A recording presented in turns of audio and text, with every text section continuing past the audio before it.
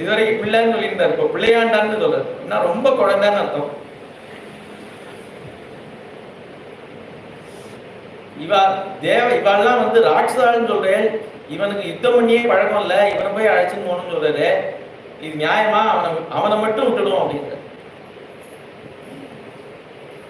ஒன்றும் நடக்கல அவர்கிட்ட. அவர் வந்து என்ன பண்றார், ஒரு கோபம் வந்துதான், நான் கிளம்புறேன், நீரே வாழ்ந்து போகும் அப்படின்னு. நீரே வாழ்ந்து போகுங்கிறது நல்ல விஷயம், திருமஞ்சாளரும் அதுதான் சொல்றாரு. ஆனா அவர் சொல்ற துவனி வந்து சரியா இல்லை. நீ சௌக்கியமா இருக்கும் அப்படின்னு சொல்றதுல விஷயம் இருக்கு, நீ சௌக்கியமா இருக்கும் அப்படின்னு சொல்றதுல வித்தியாசம் இருக்கு. அவர் வந்து அந்த மாதிரி சொல்றாராம். வசிஷ்டர் பார்த்தார், ஏற்கனவே வந்து இவர் பிரம்மரிஷி ஆகணும்னு ஒன்னே ஒன்று ஆசைப்பட்டார், அதுக்காக உலகத்தையே பாடாபாடு படுத்திட்டார். இனிமேலும் அது ரெண்டாந்திரம் நடக்க விடக்கூடாது அப்படின்னு வசிஷ்டர் ஆரம்பிச்சாராம். வசிஷ்டர் என்ன பண்ணார், சரி ராமரை பத்தி இன்னும் பிரபாவமா சொல்லுவோம், அவருக்கு இன்னும் புரியுறதா பார்ப்போம் அப்படின்னு நினைக்கலையாம். அவர் மகா புத்திசாலி.